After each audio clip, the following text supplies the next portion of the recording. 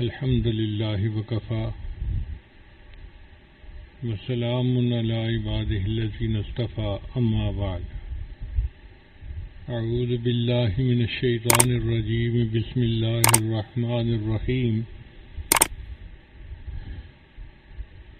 شهر رمضان الذي أنزل فيه القرآن وقال الله تعالى في مقام آخر الف لام را کتاب انزلناه إليك لتخرج الناس من الظلمات إلى النور بإذن ربهم إلى صراط العزيز الحميد وقال رسول الله صلى الله عليه وسلم خيركم من تعلم القرآن وعلمه سبحان ربك رب العزة عما يصفون وسلام على المرسلين والحمد لله رب العالمين اللهم صل على سيدنا محمد وعلى آل سيدنا محمد وبارك وسلم. قرآن مجید فرقان حمید اللہ رب العزت کا کلام ہے، اللہ کی کتاب ہے. یہ کتاب ہدایت ہے. اللہ تعالیٰ نے اس کو بھیجا تاکہ انسانوں کو اندھیروں سے نکال کر روشنی کی طرف لے جائے. لتخرج الناس من الظلمات إلى النور. اے میرے محبوب صلی اللہ علیہ وسلم، آپ اس کے ذریعے سے انسانوں کو اندھیروں سے نکال کر روشنی کی طرف لائیں. کار مذلت میں پڑے ہوئوں کو اوج ثریا پہ پہنچانے والی کتاب، اللہ سے بچھڑے ہوئوں کو اپنے اللہ سے ملانے والی کتاب ہے. یہ کتاب ہدایت ہے. اتر کر ہیرا سے سوئے قوم آیا اور ایک نسخہ کیمیا ساتھ لایا. وہ بجلی کا کڑکا تھا یا صوت ہادی، عرب کی زمین جس نے ساری ہلا دی. قرآن مجید دلوں کا مقناطیس ہے. سلیم الفطرت لوگوں کو اپنی طرف کھینچ لیتا ہے. نبی علیہ السلام نے جب آ کے قرآن مجید کی تلاوت فرمائی تو جو سلیم الفطر حضرات تھے وہ فوراً چلے آئے، جیسے سیدنا صدیق اکبر رضی اللہ تعالیٰ عنہ. اتنے سلیم الفطرت تھے کہ زمانہ جاہلیت میں کبھی شراب نہیں پی، کبھی زنا نہیں کیا.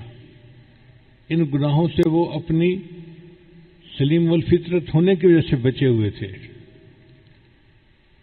سب سے پہلے وہ ایمان لے آئے،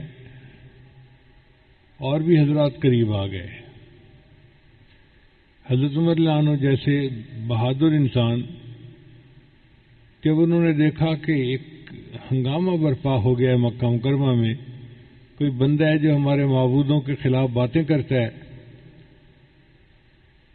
تو تلوار لے کے نکل کھڑے ہوئے کہ میں قصہ ہی سمیٹ دیتا ہوں. اللہ کی شان دیکھیے کہ راستے میں ایک صحابی ملے، سلام دعا ہوئی تو انہوں نے پوچھا کہاں جا رہے ہو؟ کہنے لگے بس میں مسلمانوں کے پیغمبر اسلام کا قصہ ہی سمیٹتا ہوں. ان کا ان کے تو واضح قصہ سمیٹنا، پہلے اپنے گھر کی خبر لو، تمہاری بہن مسلمان ہو چکی ہے، بہنوئی مسلمان ہو چکے ہیں. تو بڑا غصہ بڑھ گیا. یہ کیسے ہو سکتا ہے؟ بہن ہو، میرا بہنوئی ہو، اور مجھ سے مشورے کے بغیر وہ نیا دین قبول کر لیں. تو بہنوئی کے گھر چلے گئے. اب جب وہاں گئے تو پتہ چلا آواز سے کہ کچھ وہ پڑھ رہے تھے. ایک صحابی تھے جو ان کو قرآن پڑھا رہے تھے. دروازہ کھٹکھٹایا، ان کو پتہ چل گیا کہ عمر آیا ہے. وہ صحابی بھی چھپ گئے اور انہوں نے قرآن مجید کو بھی چھپا دیا. اندر گئے تو جا کے اپنے بہنوئی سے کہا میں نے سنا ہے کہ تم مسلمان ہو گئے ہو. انہوں نے آگے سے جواب دیا کہ اگر اسلام سچ ہے تو قبول کرنے میں کیا رکاوٹ ہے. غصہ انتہا کو پہنچا ہوا تھا. اپنے بہنوئی کو مارنا شروع کر دیا. خاوند کو بچانے کے لیے بہن درمیان میں آئی تو بہن کے بھی تھپڑ لگایا. تو کہتے ہیں کہ بہن کو جب تھپڑ لگایا تو اس کے بھی منہ سے خون نکل آیا. مگر وہ بھی عمر الخطاب کی بہن تھی فاطمہ بنت خطاب. کہنے لگی کہ عمر، جس ماں کا دودھ تو نے پیا ہے اسی ماں کا دودھ میں نے پیا ہے. تو ہمارے جسم سے جان تو نکال سکتا ہے، ہمارے دل سے ایمان کو نہیں نکال سکتا. بہن کی یہ بات دل پہ اثر کر گئی.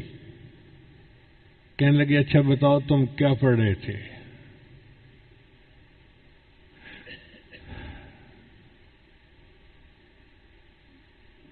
تو انہوں نے پھر کہا کہ ہم قرآن پڑھ رہے تھے. کہنے لگے اچھا مجھے بھی اپنے پیغمبر اسلام کے پاس لے چلو. نبی اسلام کی خدمت میں آئے. نبی علیہ السلام اس وقت دار ارقم میں تھے جہاں کنڈی لگا کر کلمے کی تعلیم دیا کرتے تھے. حضرت حمزہ رضی اللہ عنہ بھی وہیں موجود تھے. دروازہ کھٹکھٹایا. اب صحابہ کرام تو بہت خوف زدہ تھے کہ قریش مکہ کو پتہ چل گیا کہ اس گھر میں مجلس ہوتی ہے تو ہمارے لیے تو مصیبت آ جائے گی. تو ایک صحابی نے کہیں سوراخ سے دیکھا تو عمر بن خطاب کو دیکھا تلوار لے کے کھڑے تھے. آ کے بتایا اے اللہ کے وسلم عمر بن خطاب آیا ہے، ہاتھ میں تلوار پکڑی ہوئی ہے. تو نبی اسلام نے فرمایا دروازہ کھول دو. حمزہ رضی اللہ تعالیٰ عنہ جو تھے وہ فرمانے لگے آنے دو. اگر ماننے کی نیت سے آیا ہے تو خوشی کی بات ہے، اور اگر کسی اور نیت سے آیا ہے تو اسی کی تلوار سے میں اس کی گردن اڑاؤں گا. چنانچہ عمر رضی اللہ عنہ اندر داخل ہوئے تو نبی علیہ السلام نے ان کے سامنے سورہ طٰہٰ کی چند آیتیں پڑھی. طٰہٰ ما انزلنا علیک القرآن لتشقى الا تذکرۃ لمن یخشی. پڑھتے پڑھتے جب یہ آیت پڑھی اننی انا اللہ لا الہ الا انا فاعبدنی واقم الصلاۃ لذکری، تو مولانا کا دل جو تھا وہ پسیر گیا. کہنے لگے کہ بس مجھے کلمہ پڑھا کے مسلمان بنا دیجیے. تو قرآن مجید نے سلیم الفطرت لوگوں کو کھینچ لیا تھا اپنی طرف. ہم نے اسکول میں جب سائنس سبجیکٹ پڑھنا شروع کیا تو ایک دن ہمارے استاد نے لکڑی کا برادہ منگوایا. لکڑی کو جب کاٹتے ہیں نا تو اس کا برادہ جمع ہو جاتا ہے، تو وہ برادہ ملا کے اس کے اندر کچھ لوہے کے ٹکڑے ڈال دیے. پھر ہمیں کہنے لگا کہ یہ لوہے کے ٹکڑے الگ کرو. اب ہم بچے تھے تو ہم ایک ایک ٹکڑا ڈھونڈ ڈھونڈ کے الگ کرنے لگے ہیں. پھر اس نے کیا کیا کہ ایک اس کے پاس کوئی چیز تھی جو اس نے اس کے اوپر پھیری تو سارے ٹکڑے اس کے ساتھ چپک گئے. ہم نے پوچھا استاد جی یہ کیا ہے؟ کہنے لگا یہ مقناطیس ہے. جہاں بھی لوہا ہوگا مقناطیس اس کو کھینچ لے گا.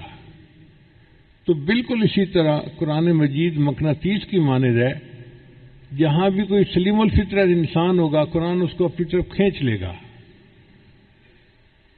آج بھی اگر ہم قرآن مجید کے ساتھ تعلق جوڑیں تو ہمارے دل سنور جائیں.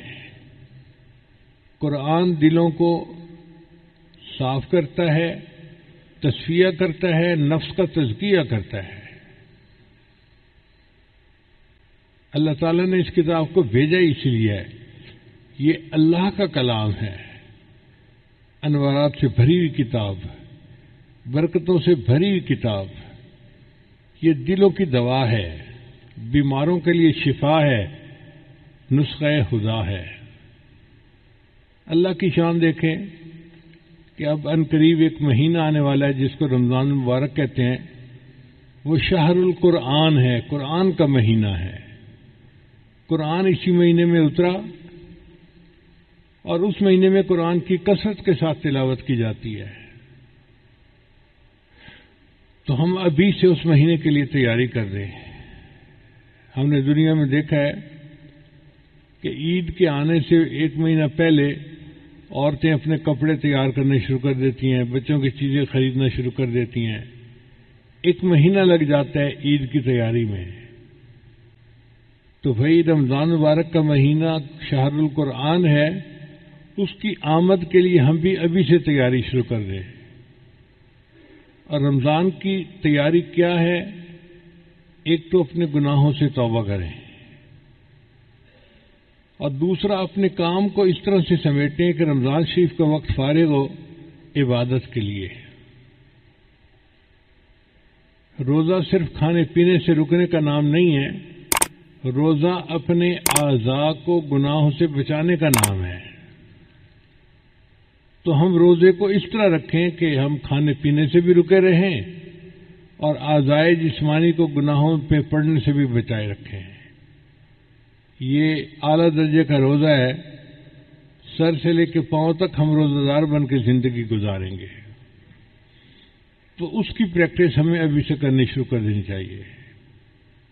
اگر کوئی صاحب موبائل فون کا استعمال غلط کرتے ہیں تو ابھی سے بند کر دیں، پریکٹس کریں. شیطان زور لگائے گا، لیکن جب آپ ریزسٹ کریں گے اور کوشش کریں گے تو اللہ اس مصیبت سے جان چھڑا دیں گے. اور اگر سکرین پہ تماشے دیکھتے ہیں تو دیکھنا چھوڑ دیں، اللہ کے لیے چھوڑ دیں. یہ رمضان مبارک کی تیاری ہے، اپنے آپ کو گناہوں سے بچانا. جیسے انسان نہا دھو کے تیار ہو جاتا ہے نا، ہم توبہ کر کے گناہوں کو چھوڑ کے رمضان کے لیے تیار ہو جائیں، پھر رمضان کی برکتوں سے ہمیں پورا پورا اجر ملے گا. نبی علیہ السلام کے زمانے میں قرآن کی کثرت سے تلاوت کی جاتی تھی. کتابوں میں لکھا ہے کہ اگر تہجد کے وقت کوئی بندہ مدینہ کی گلیوں میں چلتا تو اسے ہر گھر سے شہد کی مکھیوں کے بھن بھنانے کی آواز آتی تھی. یہ شہد کے مکھیوں کے بھن بھنانے کی آواز کیا ہوتی تھی؟ ہر گھر کے لوگ قرآن پڑھ رہے ہوتے تھے. آج ہمارے گھروں سے یہ آواز نہیں آتی، اس لیے کہ سب سوئے ہوئے ہوتے ہیں. تو تہجد کے وقت میں قرآن کا پڑھنا دلوں کو دھو دیتا ہے. اللہ فرماتے ہیں یا ایھا المزمل قم اللیل الا قلیلا نصفہ او انقص منہ قلیلا او زد علیہ ورتل القرآن. اور نبی علیہ السلام کئی مرتبہ آدھی رات، کئی مرتبہ پوری رات قرآن پڑھنے میں گزار دیتے تھے. صحابہ کرام بھی اسی طرح. اصل میں قرآن کی ایک لذت ہے، جب وہ لذت مل جاتی ہے پھر انسان کا پڑھے بغیر گزارا نہیں ہوتا. سیدنا عثمان غنی اللہ عنہ فرمایا کرتے تھے لو طہرت قلوبکم، اگر تمہارے دل پاک ہوتے، ما شبعتم من کلام ربکم، تم اللہ کے کلام کو پڑھنے سے تمہارا دل ہی نہ بھرتا. دل چونکہ گناہوں میں ملوث ہوتے ہیں، لہذا ہمارا پڑھنے کو دل ہی نہیں چاہتا. آپ دیکھیں بچے کو آئس کریم دی جائے نا تو اس کا کھانے کو دل چاہتا ہے، اور ہر لقمہ کھانے پہ اس کو مزہ آتا ہے. قرآن مجید بالکل اسی طرح ہے، ایک ایک آیت کے پڑھنے پہ مزہ. اور کئی دفعہ تو نبی علیہ السلام ایک ایک آیت کو بار بار پڑھ کے مزہ آتے. جیسے بچوں کے اندر ایک چنگم ہوتا ہے، وہ منہ میں رکھتے ہیں تو چباتے رہتے ہیں، گھنٹوں چباتے رہتے ہیں. میں نے ایک بچے سے پوچھا کہ آپ لوگ یہ کیا منہ میں ہر وقت رکھتے ہیں اور چباتے رہتے ہیں؟ کہنے لگے جی مزہ آتا ہے. تو بالکل اسی طرح نبی علیہ الصلوۃ والسلام ایک آیت کو پڑھتے تھے، مزہ آتا تھا، پھر پڑھتے تھے تو کندھے مقرر کے مزے لیتے تھے. اس کو یوں سمجھیں کہ جیسے گرمی کے موسم میں پسینے میں شرابور ایک بندہ گھر آئے اور بیوی اس کو ٹھنڈا بادام کا شربت دے تو ہر گھونٹ پینے کا ایک الگ مزہ ہوتا ہے.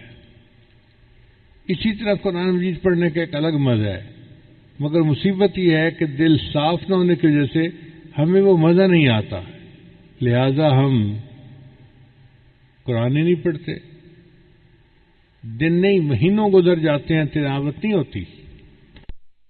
اندر کھچ پڑنی چاہیے، اندر ایک طلب ہونی چاہیے اللہ کے قرآن کو پڑھنے کی. ایک نابالغ آدمی، اس کو تو بلوغ کی لذتوں کا پتہ ہی نہیں.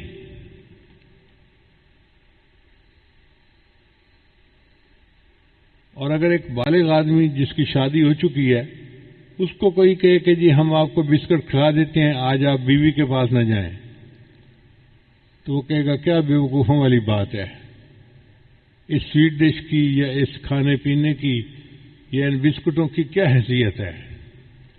میاں بیوی کے وقت گزارنے کا معاملہ ہی کچھ اور ہے۔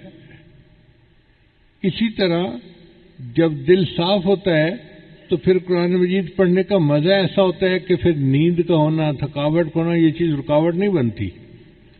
بندہ جتنا بھی تھکا ہوا ہو رات کے آخر پیر میں اٹھ جاتا ہے اور مصلے پہ کھڑا ہو جاتا ہے۔ بعض رات تو ایک رات میں ایک قرآن مجید پڑھ لیا کرتے تھے۔ ہم اگر اتنا نہیں پڑھ سکتے تو ہم تھوڑا تو پڑھ سکتے ہیں نا۔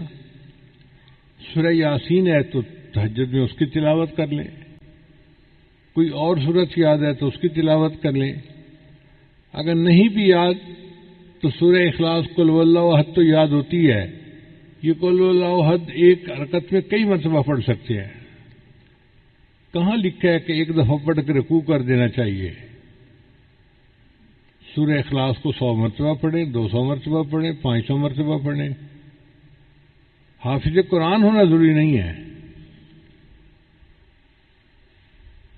حدیث مبارکہ میں آتا ہے کہ ایک صحابی جو تھے وہ ہر وقت سورہ اخلاص پڑھتے تھے اپنی نماز میں۔ تو نبی علیہ السلام نے پوچھا کہ آپ ہر وقت کیوں پڑھتے ہو؟ اس نے کہا جی مجھے اس مضمون سے فطری محبت ہے۔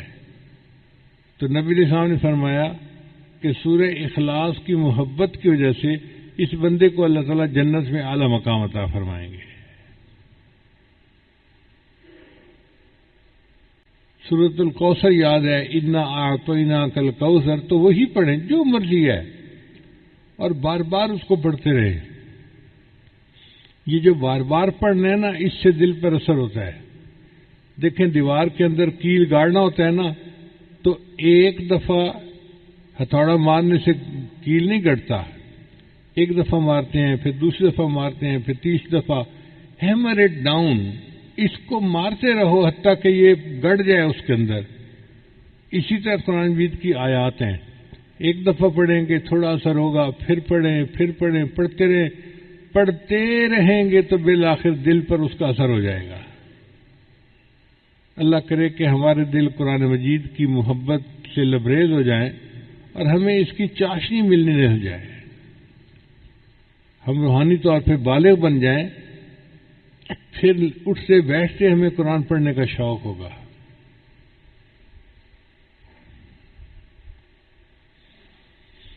سیدنا صدیق اکبر عنہ کے بارے میں آتا ہے کہ وہ قرآن مجید پڑھتے تھے تو سننے والے پہ اثر ہو جاتا تھا، یعنی ان کے قرآن مجید کا اثر ایسا تھا کہ سننے والے کا دل متوجہ ہو جاتا تھا۔ چنانچہ ایک مرتبہ انہوں نے حبشہ ہجرت کا ارادہ کیا تو جانا چاہتے تھے، تو راستے میں قریش مکہ میں سے کوئی بندہ مل گیا۔ اس نے کہا ابو بکر کہاں جا رہے ہو؟ فرما دیا کہ مجھے نبی علیہ السلام نے اجازت دے دی ہے، میں حبشہ ہجرت کر کے جا رہا ہوں۔ اس نے کہا نہیں آئیں، میں آپ کو اپنے گھر اپنی امان میں رکھتا ہوں، کوئی آپ کو ہاتھ نہیں لگا سکے گا۔ تو اس نے اپنے گھر میں حضرت بکر صدیق کو امان میں رکھ لیا۔ صدیق کے وہاں رہنے لگے، مگر فارغ وقت میں بیٹھ کے قرآن پڑھتے تھے۔ اب جب صدیق رضی قرآن پڑھتے تو گھر کی عورتیں جب وہ قرآن سنتی تو ان کے دل کھینچتے تھے، تو ان عورتوں نے اپنے مردوں سے پوچھنا شروع کر دیا کہ یہ بندہ کیا پڑھتا ہے، ہمارے دل کھینچتے ہیں۔ تو اس بندے کو یہ محسوس ہوا کہ اگر یہ چند دن اسی طرح تلاوت کرتا رہا تو میرے گھر کے لوگ ہی مسلمان ہو جائیں گے۔ اس نے پھر اپنی وہ امان جو تھی وہ ختم کر دی۔ تو دیکھیں قرآن پڑھ کے دوسروں کے دل کھینچتے تھے، آج قرآن پڑھنے کے بعد ہمارے دل نہیں کھینچتے دین کی طرف۔ اس کی وجہ یہ ہے کہ دل جو ہے زنگ سے لچڑے ہوئے ہیں، ان کو صاف کرنے کی ضرورت ہے۔ اللہ تعالی ہمارے دلوں کا تصفیہ فرمائے، ہمارے نفوس کا تزکیہ فرمائے اور ہمیں قرآن کی لذت آنی شروع ہو جائے۔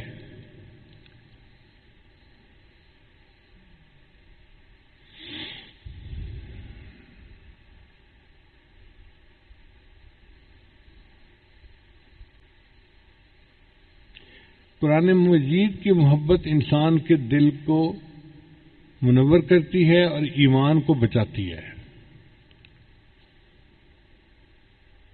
چنانچہ ایک پاکستانی مسلمان کا واقعہ میں نے کتاب میں بھی لکھا ہے کہ وہ امریکہ میں انجینئر کی جاب کرتا تھا اور دفتر میں اس کے ساتھ ایک امریکن لڑکی بھی جاب کرتی تھی۔ اب لڑکی کافی حور پری قسم کی چیز تھی تو لڑکا اس کے ساتھ متعلق ہو گیا، ایسا عاشق ہوا کہ اس کا دل چاہتا تھا کہ جو مرضی ہو میں نے شادی اسی سے کرنی ہے۔ ایک دن موقع پا کے اس نے لڑکی کو کہہ دیا کہ میں تم سے شادی کرنا چاہتا ہوں۔ اس نے کہا کہ میں اپنے والدین سے بات کروں گی۔ اس کے والدین پکے عیسائی تھے۔ ان کا یہ کیسے ہو سکتا ہے کہ ایک پاکستانی ہو اور مسلمان ہو اور ہماری بیٹی کی اس سے شادی ہو جائے؟ تو لڑکی نے کہا جی کہ میرے والدین تو تیار نہیں ہیں۔ لڑکے نے کہا بھئی جو شرط رکھیں گے میں قبول کروں گا، میں نے ہر حال میں شادی کرنی ہے۔ اب والدین نے شرطیں رکھی۔ پہلی شرط کہ اگر ہماری لڑکی کے ساتھ شادی کرنی ہے تو تم اپنے گھر والوں سے رابطہ ختم کر دو، پاکستان کوئی فون نہیں کرنا، والدین سے، رشتہ داروں سے، بہن بھائیوں سے رابطہ ختم۔ اس نے شرط مان لی۔ دوسری بات کہ تم جس ایریے میں رہتے ہو وہاں سے مکان چھوڑ کر تم ہمارے گھر کے قریب مکان لوگے۔ اس نے یہ شرط بھی مان لی۔ پھر تیسری شرط کہ ہم عیسائی لوگ ہیں اور ہم سنڈے کے دن اپنے چرچ میں جاتے ہیں، تو تم بھی سنڈے کے دن ہمارے ساتھ چرچ میں جایا کرو۔ ان کا مقصد یہ تھا کہ جب یہ جائے گا تو کچھ دنوں کے بعد یہ عیسائی ہو جائے گا۔ اس نے یہ بھی شرط مان لی۔ پھر انہوں نے ایک شرط اور رکھی کہ ہم کوئی چیز بیٹھ کے کھائیں گے نا تو یہ انکار نہیں کرے گا کہ میں یہ نہیں کھا سکتا، یہ نہیں کھا سکتا، یہ نہیں کھا سکتا۔ جو ہم کھائیں گے اس کو کھانا پڑے گا۔ مقصد یہ کہ ذبیحہ کا گوشت ہے یہ بغیر ذبیحہ کے، یا سور کا گوشت ہے یہ جو مرضی ہے یہ کھائے گا۔ لڑکے نے یہ بھی بات مان لی۔ آپ یوں سمجھیں کہ لڑکے نے اس کی خاطر ہر بات کو قبول کر لیا۔ تو ماں باپ کہنے لگے ٹھیک ہے، اگر یہ اپنا دین چھوڑ کے ہماری طرح بننا چاہتا ہے تو ہم بیٹی کی شادی کر دیں گے۔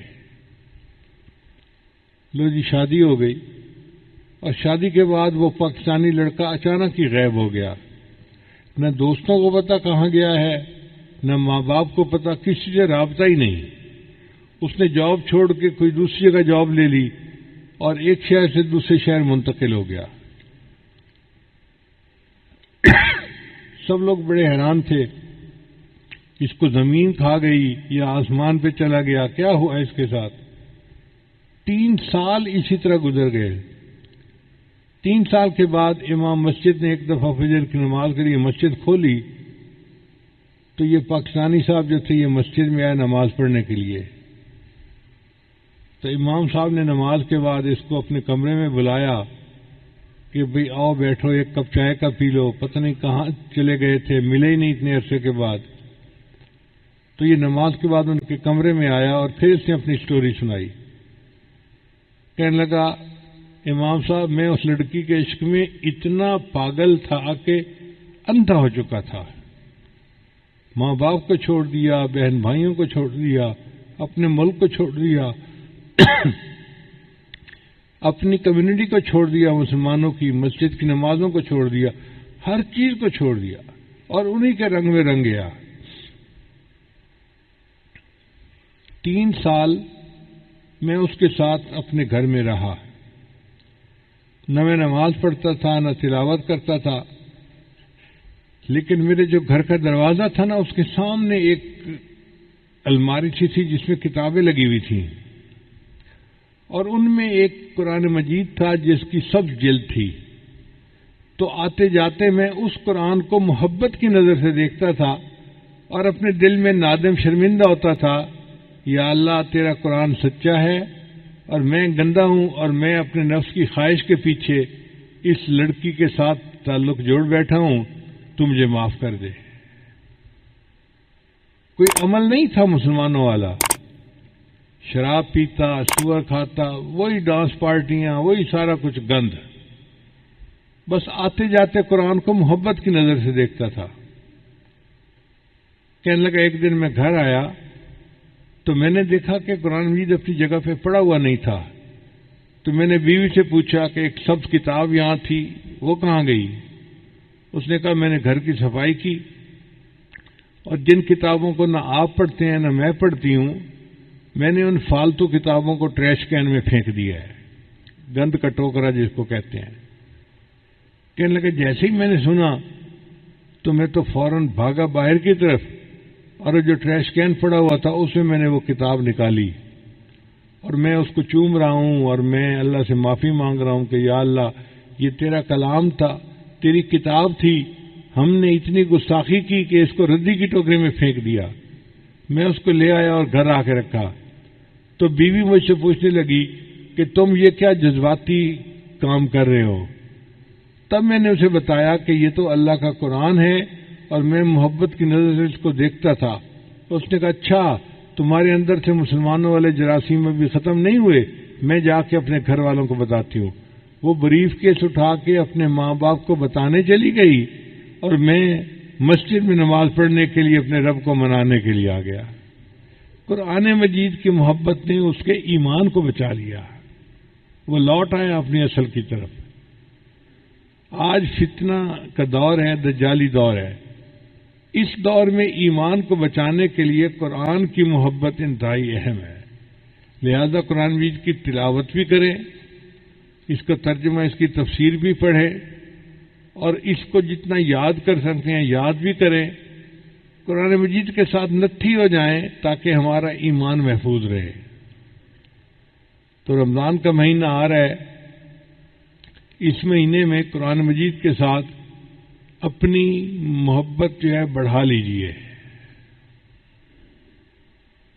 اپنے تعلق کو بڑھا لیجئے، اور پھر اس کی برکتیں آپ دیکھیں گے کہ اللہ تعالیٰ ایمان کو بڑھائیں گے، اللہ تعالیٰ اپنا قرب عطا فرمائیں گے، اور اس قرآن کی برکت سے اللہ تعالیٰ ہمارے ایمان کی حفاظت فرمائیں گے۔